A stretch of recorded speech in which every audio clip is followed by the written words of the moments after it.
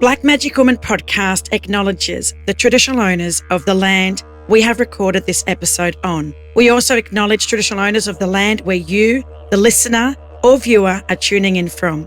We would like to pay our respects to our elders past and present and acknowledge that this always was Aboriginal land and always will be Aboriginal land.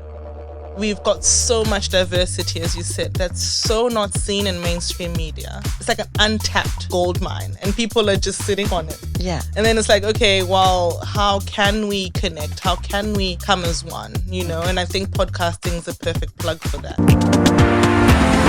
Welcome to the Black Magic Woman podcast with Mundanara Bayles. Welcome to another episode of the Black Magic Woman podcast. I am here on the Kulin Nations, which is, actually South Yarra, a place that I don't often get to venture out to. And I'm actually here with one half of It's Layered. So we've got Amanda here joining me on the couch, and it's been literally something that I've always wanted to do, is actually yarn with other podcasters that are on the Blackcast network. So, without further ado, do you mind introducing yourself and just share a little bit about yourself to our listeners and our viewers on YouTube? Your name, a little bit about where you grew up. Yeah. And I always say things that you cannot Google or what we won't find on the internet. That's a good one, especially as a podcaster, because you think, what do you mean? Everyone knows me now, but there's always something, isn't there? There is. Well, my name's Amanda. I like to say I'm the worst half of It's Layered. Rumbi, we miss you here. We wish you were here with us. Originally from Zimbabwe, moved over when I started university to Australia. And it was one of those things where it was like, as a British colony, which is what Zimbabwe is, it was like you either go to the UK, America, or Australia. And I was like, okay, where's the furthest I can go that no one would come and visit me from my big family? I'm like trying to run away from everyone. How big are we talking about? Tell me how big the family is. So in my own family, like we don't even have, to use the word cousin is we don't so have cousins taboo. Either. Yeah. Like it's like, you're what? That's your brother. That's your sister. Okay. And I think also growing up, we had a lot of people like coming to live with us. Like if they had a situation going on with their own family. Yeah. My dad was like, nah, they can come live with us for a little bit. And then a little bit just whoever had no house, whoever was struggling. wants to do well in school. Because my dad was just so privileged that he was in a good job. So he was just like, I'll wear it for everyone. You just. So I just grew up with all like, even I remember Rumbi, she's like, oh, Amanda, you've got two brothers. Wait, no, you've got, like, she's always getting confused because I'm like, oh, even I don't count them as cousins. Yeah. There's multiple. Oh, multiple. Just multiple. Tell me about that's my clan. Yeah. There's a mob. Yeah. So I thought, where can I go? And no one would find me. And Australia was where it was. Started in Perth and then moved over to Melbourne in 2017. And now here I am. And I was going to say, did you move, when you were in Perth, did you meet anyone there? So in Perth, yes, met my husband there. You did? Yeah. I didn't even know this. Yeah. I was going to say, so met my husband there, tried to convince him to move to Melbourne. He's like, the weather's so bad compared to Perth. Yes. And the beaches. And I was like, but I got a good job. We need to go. And I want to do more to do with styling and be around other creatives. And Melbourne is where it's at. Where it's at. Yeah. It's one of those cities you visit and you just think, I want to come back. And then I just thought, let's just move. So then started doing podcasting from that because, the Black Lives Matter movement happened actually when we were in Melbourne. And then I was like, how else can I plug into this? Like, we talk about a lot of the excuses we kept hearing was, oh, we never knew about this. We never knew people felt this way, privilege and all this stuff. And then I was like, you know what? In a podcast format is the best way. Yeah, because you can take it. It's accessible. You can take it in little tidbits. You can rewind. The information's there if you want it, which is also why Blackcast Network also tied in well with us because we're like, these are like-minded people who know the power of being a diverse voice. Yeah. And so that's literally how we are where we are today. And I literally ran into you as the only visible black, there could have been other black people there, but visibly black faces at the iHeart Australian Podcast Podcast Awards in Sydney last year. Yeah. Is it a year ago? Yeah, Or the year it was before? a year ago. Last year. Yeah, it was last year. Stop. Okay, so last year we're at the Sofitel Hotel. Yeah. I seen up on the screen the finalist, and then I seen It's Laid, and I saw two black people, and I'm like, wow, there's another black podcast Yeah. that's a finalist, right? Yeah, yeah. I think there's like, how many categories were there? Invited with alongside Private Affairs, which is another podcast, Zimbabwean produced here in Melbourne. And we were like, okay, we're going to go together, just see what this is going to be like. I'd never been to these awards. I'm one of those people who's like, nah, this is not my thing, networking. Yeah. But then when we were there, I was like, wow, this is much bigger than I thought. Mm. And how underrepresented are we in this room? Yes. So when I saw you, I was like, it was literally, where we went in 2 minutes. it was like a life raft. We need to Hug, connect. quick conversation, quick swapping of contacts. Yeah. And here we are now. Can you believe it? It's I cannot. insane. It's like the universe. Yeah. Right. You always said things. It's not always a coincidence. Yeah. Like it was meant to happen. Yeah. We're in podcasting, and in Australia, for people that are not in Australia, not based here, have no idea really about the landscape here. There are 300 different nationalities that live in this country and call this place home. Yeah. And yet when you look at podcasting across all the different big networks, it's very white. It's very white. And there might be one Asian. Yeah. I don't think white. I have. And I think a lot of them piggyback off being in a reality Yes. show. Yeah, they usually have a profile. Yeah. Yes. And so it's like you're some sort of influencer, reality show, then you Turn segue into podcaster. podcasting. Yes. It's just another revenue Yeah. stream Yeah. for most people. Exactly. Whereas for us, it's like, okay, we want to share our stories. Yeah. It's such a different aspect, isn't it? Yeah, in terms of our motivation. Yeah. Yeah. In What terms of drives why we're us? doing this. What has driven us to put so much of ourselves and our lives and commitment and resources into something that actually, in terms of monetizing, do not get into podcasting if you think you're going to make money. Yeah, keep your day job. Keep your day job. But it's definitely not about making money. Yeah. Now, if you do make money, that's a bonus. If you can grow your podcast, your audience, your network, your downloads, it is a huge, it's a huge, like, I don't think people realize the hours that go into trying to create content that might take off one day. Yeah. And that resonates with or it might people. not take off. Yeah. You're like, oh, that didn't. Don't let that stop you, though, nah. from, if you really want to do a podcast. Especially in Australia. I feel like it's such a growing market. We've got so much diversity, as you said, that's so not seen in mainstream media. It's like an untapped gold mine, and people are just sitting on it. Yeah. And then it's like, okay, well, how can we connect? How can we come as one, And I think podcasting is a perfect plug for that. And I just think it's quite unfortunate, actually, that people think of Australia as one way. Then when they live here, they see a completely different Australia, Somehow our, like, global image is not what it's like on the streets, like down here in Chapel Street. It's not what you're going to see. They think surfboard and all that. And then, people still ask me if there's a kangaroos. Yeah. You get that too.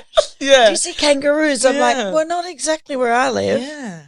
But sometimes I see kangaroos, but not all the time. Yeah, and it's even for me, it's like, oh, there's a kangaroo. It's not such a everyday thing. But it's so funny, coming from Africa, people ask me, oh, did you grow up with elephants? I guess I'm so used to always explaining my existence, which is so, you come from proud people. And sometimes it's like so tough when you're told to be small, forced to be small. Because you're like, nah, we proudly wear our colors. We proudly are loud. We proudly are the way we are. And I don't have to fit into your box of what's normal. Is that what It's Laid is about, your podcast? Definitely. Yeah. I think it's just, it shows there's more layers to us. I think it's so funny. Like Australians would think, Africa is just like one continent and one country, so to speak. we can expect Europe to be different. You know, if someone from Finland is not the same as someone from Portugal, but it blows their minds to think someone from 2 different African countries are different. So how many different African countries are there? I think it's 54 plus. Please don't quote me and come for me if I have not quoted the right countries. So it's 50-something countries. And then you think to yourself, each country has its own dialects, own tribes. That's just such a diverse hub of people, isn't it? But yet people just think, and I mean, World Vision definitely had a lot to do with playing that whole, you know, save Africa, starving kids in Africa. And that's African one people side are all of it. poor. Yeah, that's one side of it. Then when you go over there, it's so Poverty-stricken. metropolitan. It's so urban. It's so diverse that you're like, okay, yeah, we do have that side of us, of course. But we also have all this other stuff going on too. There's economies, there's industries, there's employment, there's we entrepreneurs. Exactly. We have thoughts and dreams and, you know, beyond just donate money to us because we're poor, you know? So it's like... I must say, growing up and when I first got a job, the first thing I did was I sponsored a child. Oh, bless your heart. And I literally got this letter from my, you know... World Vision child. And I used to, as an 18-year-old, I thought I'm doing a really good thing here. And maybe I was doing a good thing, whether the money got there or not, I've never thought about it until now. But my perception as an 18-year-old Aboriginal woman living in this country was that Africa was this poor country, one country, somewhere over there in the African desert or jungle. And then you see these safaris. You see some cruelty, you know, with people as a sport. They go, wealthy white people go in, you know. Hunting and poaching and which is illegal in most places. So to leave that world behind, come over to Australia.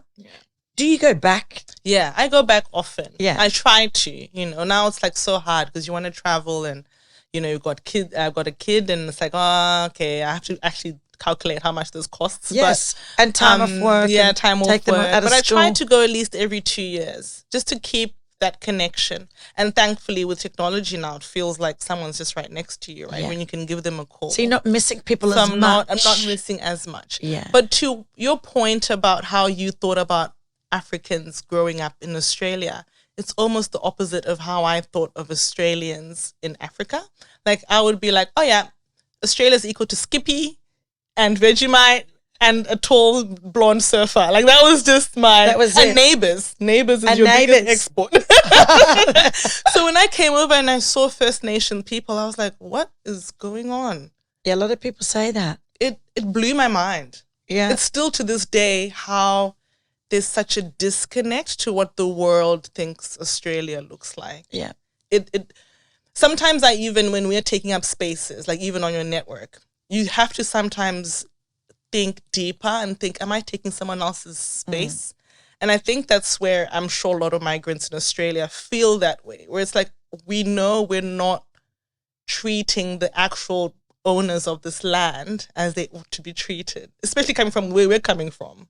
Yeah. You know, we've gone through colonialism, so we're like, we know how this feels. Yeah. So to come here and sometimes you feel like you're taking spaces that aren't necessarily yours to take, but then you see some people in Australia are completely fine with that. And that's such a hard pill to swallow. Yes, to try and navigate. It really is, to navigate that. So it's been a growth, even being on the network for us as well, because it's like, okay, now we're actually working in harmony. Yes. You know? How do we do more of this? Yes. That's what we need. We need more people to take up space. So there's all of these, you know, minority voices, ethnic communities, migrant communities, new Australians. Maybe some people have been here for a couple of generations. It might be from Lebanon or Sudan or other countries. We need to get people to see that, one, you know, there's a network here now that's looking at really kind of shaking shit up. I can say that. Yeah. How do we get more people to kind of step up and go, oh, my God, I want to do what they're doing? Yeah. So in your community, do you talk to a lot of people about podcasting? Oh, definitely. Or because a lot of people that I talk to, they're like, oh, yeah, I've always wanted to do a podcast. But no one's actually, there's not many people doing it. Yeah. Because people have full-time jobs and they're looking after kids. Full-time and lives. looking after their, grandmothers and whatever. Yeah. So it's not easy. No. So how did you actually start a podcast? What was it where you went, we need to buy some gear? Because that's when you're serious. That's when you're when it goes beyond the laptop. I think for us it was just, we knew we had stories to tell. Yeah. And we are the best people to tell them. Yeah. And I think after Black Lives Matter, we were like, this is the right time. So ours got born straight after that. Like, you go to the protests and you take part and you do all the things social media wise. Then you're like, but what is after this? What does this look like 5 years from now? Yeah. And it takes consistency having a podcast. Like, it's not easy scheduling, especially because Rumbi is based in Czech Republic. So a lot of times you're like, okay, what time is it there? What time is it here?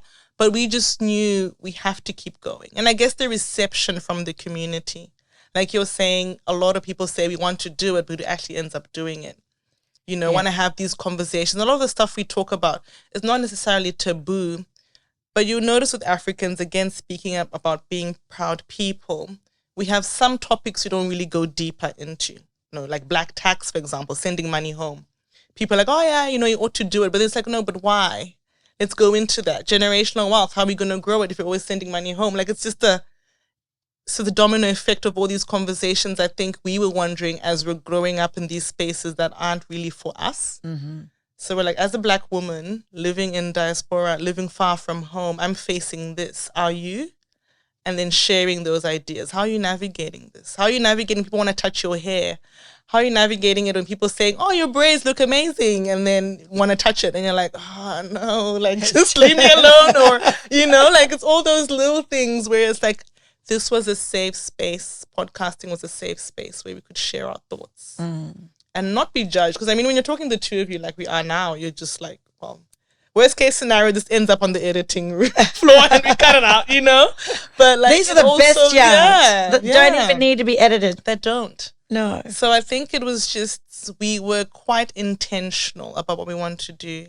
We have a lot of Zimbabwean guests, and now we're trying to open it up to not only Zimbabwe, but other countries in Africa. Mm-hmm. Musicians and fellow creatives who have a voice, but don't have somewhere to actually amplify their voice. I talk about musicians. What about Afro Nation? Oh my gosh, that was pretty deadly. Watching you there, I was like, we needed to be there. I wish I wasn't there in my 20s because I needed to have more energy for that. So it's a couple of days? 3-day festival. In where? What So part? they do it in Portugal by the beach, so your calves are absolutely dying. Oh my God. Day from dancing on the sand. I don't know if I could dance on sand for 3 days. It was just nice to see such a fusion of different African countries, people who are influenced by African culture. It was just a good old time, to be honest. And sometimes I think we're going through life and you're going through this rat race. You don't take time to just chill and enjoy. They say stop and smell the roses. Exactly. So you went to Portugal for 3-day festival. Yeah. What was the highlight? I would probably say looking around and seeing people who get it. Yeah. Being in that space and knowing I can be loud, I can be proud, you know what I mean? And I'm just going to blend in. Yeah, no one's going to look at me like, you're standing in the queue for the loo and you make a quick friend and you just had that like camaraderie that I think I missed being in Australia. There's a bit of policing that we give ourselves in some of these spaces we're in. Like, okay, I can only be this certain amount of loud. It's this acceptable and tolerance that we know that other people... Yeah, like, I can't turn it on too much, tone it down. My husband, and he's beautiful. Love you, peace. My husband's amazing.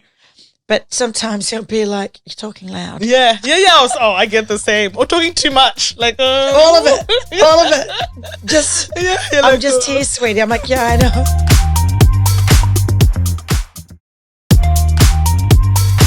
And I think also with Promised Land that's coming up, I think that's the same energy where people wait for this one festival to be proudly who they are, which is quite sad, know. Especially when you think the amount of festivals that we have that are not necessarily POC friendly in Australia. There's lots of festivals during the summertime. So it's like, why are we waiting for one? This should just be normal. Yeah. Afro beats and all this music that's coming out on piano, all this that's coming out now. is also another safe space and should be celebrated just as closely as hip hop and rock and everything else. So it was a good melting pot of people, and I left feeling quite energized. I think, like, I was like, yeah, I want to keep doing this. I don't know if I can afford three days every so often every year, but is it every year? Every year, yeah. That started in 2018, I think. And then obviously with COVID. And it's in Portugal. Yeah, Portugal. Maybe we need to go to Portugal. I told my husband I would love to do Rio Carnival. Go to Brazil. Take me with you. Enjoy. Forget about your husband. Take me. A girls' trip, sweetie. We're doing a girls' trip. Ginny? Yeah. We're going. Yeah, we're going. So in Australia, back to podcasting after Afro Nation. Was there anything from that trip that you started to think about, oh, my God, we need to have this on the podcast? Or was there something over there, anyone over there that you met? I think for me, it was the fact that he had all these artists in one room or one space and no one to find out their stories. Yeah. It's so funny. We have media is a weird thing where you have some people who you see everywhere all the time, especially with white artists like Adele or Billie Eilish. You see so many interviews of them. And then when it comes to certain artists, it's like you barely see them. And think, oh, they must not be willing.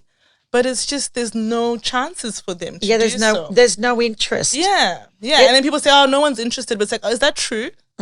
Did you really do the stats on that? Or is that what you perceive to be true? Because if you look at their following online, it tells you a different story. Yeah, exactly. Yeah. So those 2 million people following you obviously want to see more and more of you. Of course. So we need more representation, especially in media, podcasting. Here in this beautiful city, which is, arts, everything to do with fashion, entertainment, whatever. This is like the place where it's happening. Yeah. So do you feel like the scene here is starting, if you think outside of podcasting, Melbourne is such a melting pot of people from different walks of life. Yeah.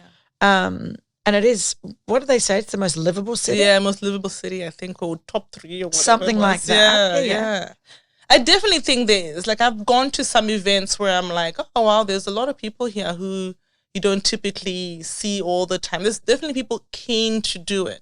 And I think it's an awareness thing. People probably just don't market themselves. Yeah. We don't bet on ourselves. There's this thing that, Black people of color do where we just think if it's not perfect, it's not worth it. Yeah. But it's like, no. Like, no one starts out perfect. You do an event. Maybe people won't come. Maybe people will come. But do it anyway. And then let's see where it goes. And so I feel like Melbourne is at that tipping point. Just trying to grow something from scratch. Yeah. Start something from scratch. Backing yourself. Is there more people, whether they're Zimbabwean or Ghanaian or Nigerian, in this space that we need to know about? Definitely. Anyone popping up that we need to say, have you considered? There's this amazing fellow podcaster, but she does storytelling through podcasts. So it's called Private Affairs. Amazing podcast. And I'm always telling her, you need to be on TV. Like, you really need to bring this from podcasting to TV. Just an audio drama you could sink your ears to, and you follow. It's just the premise is it's a love life that you're following and her dating life. But it's so, you think, oh, that's been done so many times. But it hasn't been done through this lens, I was about to say that. So this is a Zimbabwean woman? Yeah. And she wrote it, produced it, wearing all the hats, as you would know. Like, you wear all the hats in the beginning. I outsource it. It's so hard in the beginning to let go, right? Because you're like, but when you listen to it, and obviously you will link it and everything, it's just worth it. I think it did win Podcast of the Year with the first season when it came out. So you're like, okay, people did see the quality in it. But then it's like funding, right? How do you keep it going? How do you keep it going? How do you pay all these voice actors to keep it going? And we need more and more of that.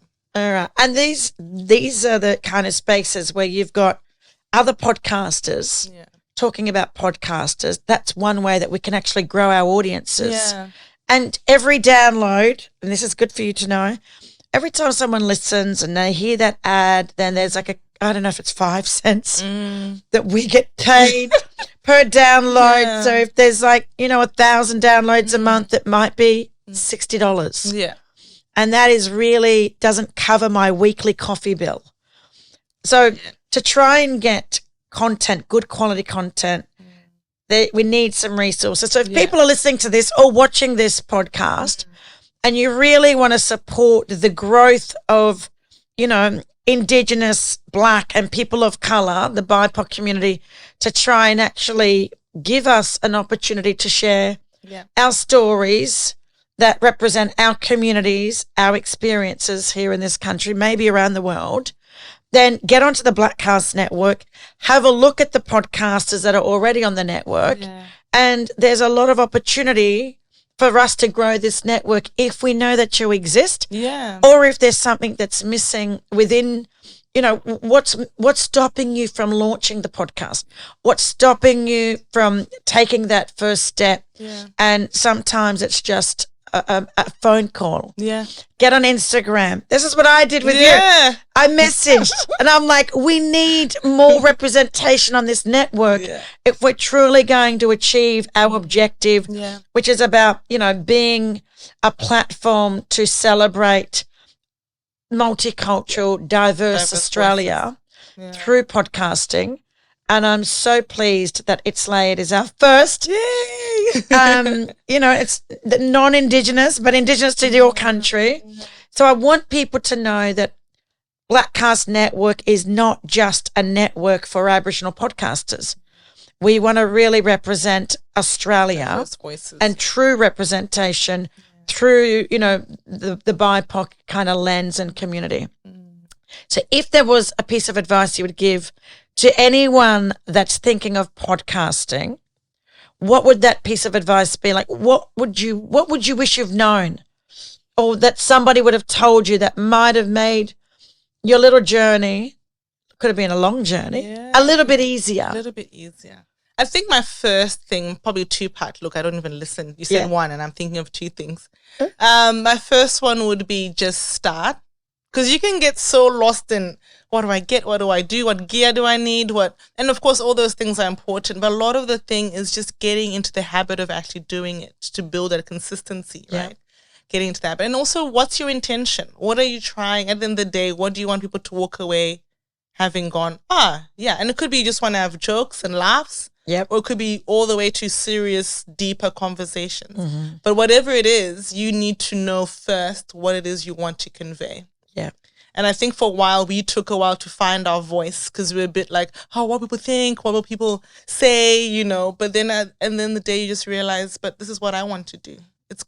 Hopefully people come along for the journey. But even if they don't, this is what I want to put out in the world. Don't be afraid to give it a go. Don't be afraid. And don't be afraid to fail. If you have to start again, what's the worst thing that can happen? What is the worst? That you scrap it and you start again, or you go, you know what? This is a lot. This is hard work. I don't have time. Don't have the resources. I can't commit. I don't, I'm not social media. A big part of podcasting is having a social media presence. Definitely. Now I don't even have TikTok. We did one video and TikTok banned me. So now we have to get into a story time about that. That's exactly it. So look, I just want to say thank you for jumping on the podcast, making your way, sitting on this couch and just being part of my journey with my little black magic woman, which I never thought would be what it is today. And I just want to inspire, especially black women. Like, if one day that this becomes my full-time job, that'll be like surreal. I don't ever think this will be my full-time job. But hey, imagine 5 years' time. You'll say, hey, do you remember that time? Remember. And look what you're doing now. This is your full-time hustle. But I'm enjoying doing it on the side, and I'm enjoying, the fact that I get to meet people like you and hear about people like you. So my community and people that have been following me now hopefully get over and follow Amanda and Rumbi.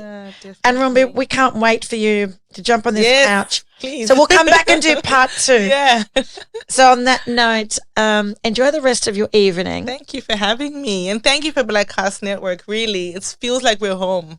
It really does. And when you're far away from home, that's the best feeling. Oh, stop. So we need more people to feel that sense of belonging. Yeah. That definitely. It's like that there's there's a place for a lot of other mob. Like the people don't realise that Aboriginal peoples and families and communities are so welcoming. Yeah. And that's what I hope that we're creating at the Black Cast. We definitely are. Come on over. Yes. If you don't know about us, then Google.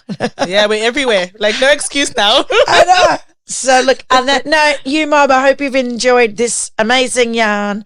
Until next time, bye for now. If you'd like any more info on today's guest, please visit our show notes in the episode description. A big shout out to all you Deadly Mob and allies who continue to listen, watch and support our podcast. Your feedback means the world. You can rate and review the podcast on Apple and Spotify, or even head to our socials and YouTube channel and drop us a line. We'd love to hear from you. The Black Magic Woman podcast is produced by Clint Curtis.